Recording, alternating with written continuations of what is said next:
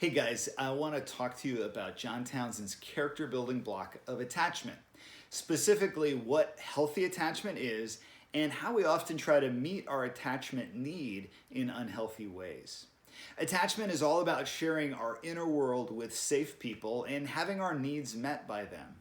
In healthy attached relationships, we really find a lot of safety, acceptance, and love. Healthy attachment gives us a connected sense of self, which then empowers us with confidence, and it's the confidence we need so we can go out and face the demands of life. At birth, we are primed for this. As infants, we are totally dependent on others for our care and survival. In the perfect setting, we experience attachment with our parents as they meet both our physical and relational needs. We become really comfortable with others meeting our needs, and we experience the feelings of total acceptance, belonging, and security. Through attachment, we learn to metabolize or take in those nutrients of connection, which then empower us. As children, from the time we could walk or crawl, with confidence, we would head out into the world or at least across the living room floor looking for things to explore. But whenever we started to lose that confidence or to feel insecure or afraid, we would head back to the safety of mom or dad in search of more relational nutrients, more acceptance and security to rebuild our confidence, and then once again head out and explore. Healthy attachment to others was the fuel that really sustained us. That is what happens in a perfect world, but a lot of us did not grow up in a perfect world. Inevitably, we had experiences, usually starting in childhood, where we went to our caregiver and our need was not met with acceptance, but was met with rejection. Whatever the reason, our needs were not met by those we trusted. As a result, we may have begun feeling afraid, confused, and alone. If this experience repeated itself, we maybe started to feel emotionally and relationally neglected. We may have concluded our needs were either too big or not important enough for others to address. This is where we started to adapt. We looked for ways to address our emotional needs rather than simply asking for those needs to be met.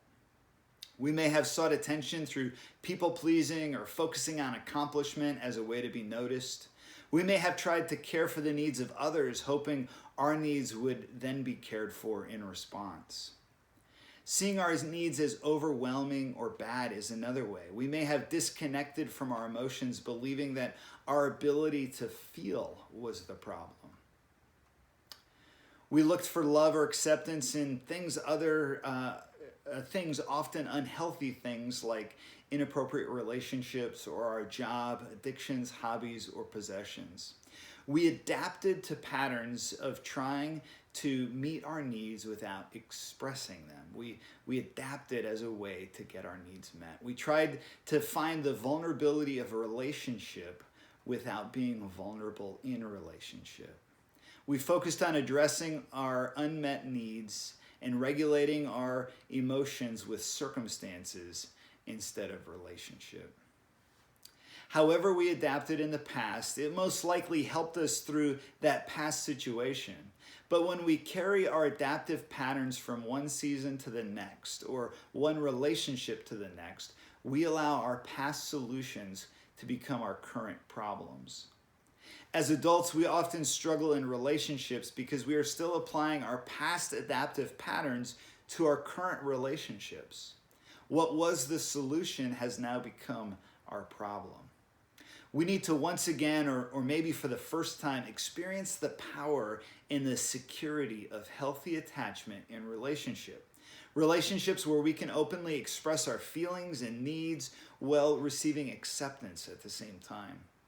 Like in childhood, healthy attachment builds our confidence so we can come receive what we need in order to go out and meet the demands of life. We don't need this type of attached relationship with everyone. Some people are still going to be unsafe for us, but we do need it with a handful of people who are for us, who are on our team. It's important we also see our relationship with God through this context of healthy attachment. God wants to a connected relationship with his people. He wants to be on your team. God placed Adam and Eve in the world and challenged them to go out and explore, but also to come and ask when they had needs.